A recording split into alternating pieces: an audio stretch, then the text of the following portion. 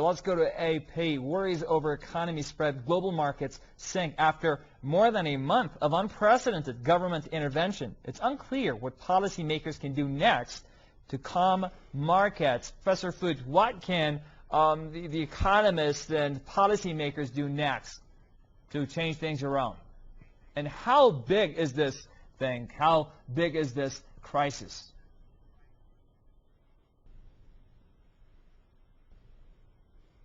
Was that addressed to me? Yes.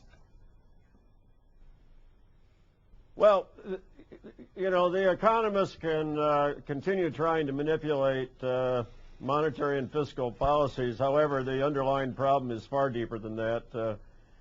You have companies being run by overpaid executives, stock being held by mutual funds and hedge funds. When there's the slightest negative news, they dump the stock. They don't dump the management. They don't sue the management. We have a badly broken corporate ownership and control system. We have extremely bad regulations. The external auditors are not doing their jobs. None of this involves economists. This involves basic structural problems in corporate governance.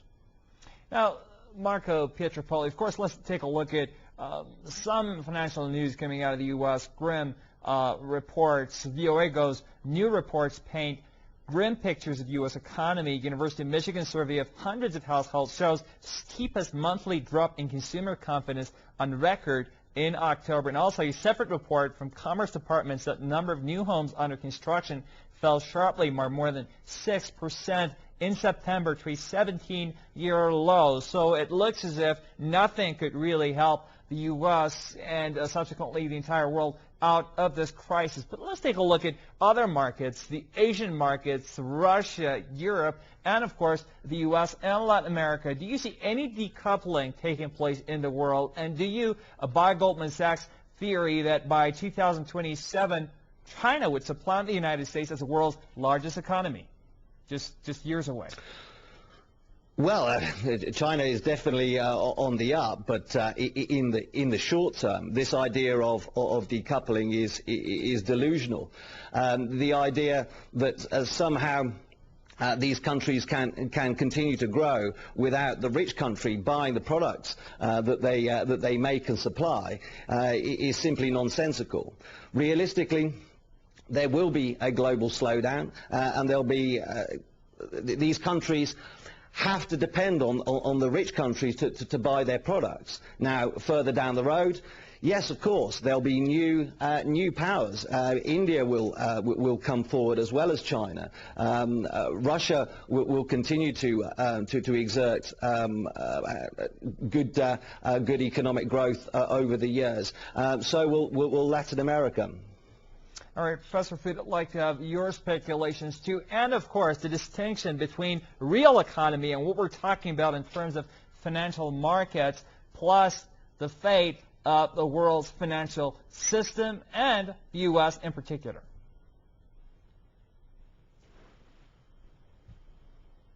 Well, Professor there is a definite relationship between the real economy and the financial ones.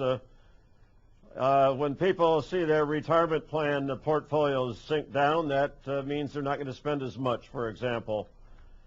We have even worse problems in the world economy. We have massive amounts of money laundering with centers such as Israel. We have massive international drug trade, mob trade, underground economies.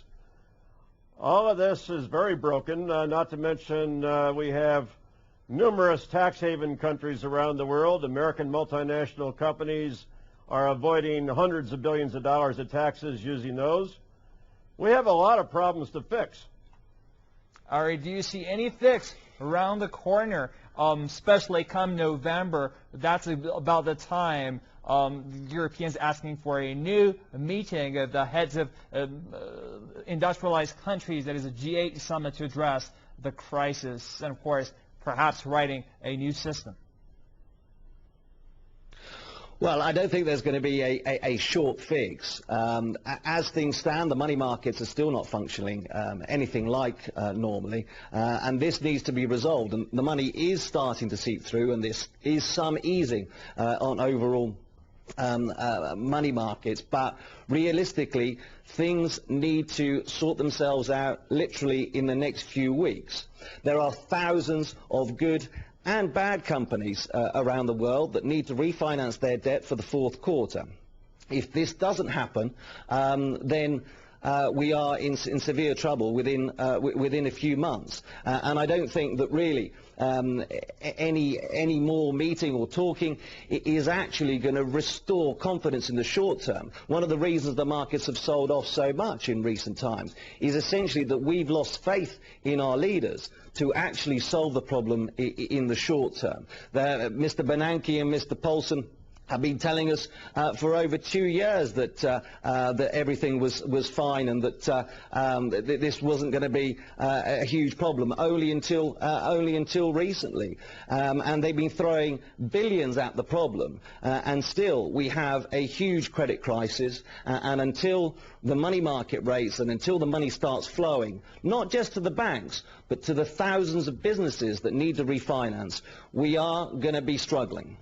All right. Unfortunately, we're out of time. Our thanks to London. Marco Pietropoli, economist at RM Wealth Management. From Irvine, California, we're joined by Professor Paul Sheldon Foote, economic analyst, professor of accounting at California State University. Gentlemen, thank you for your time and views and the insight you brought to another edition of Fine Print.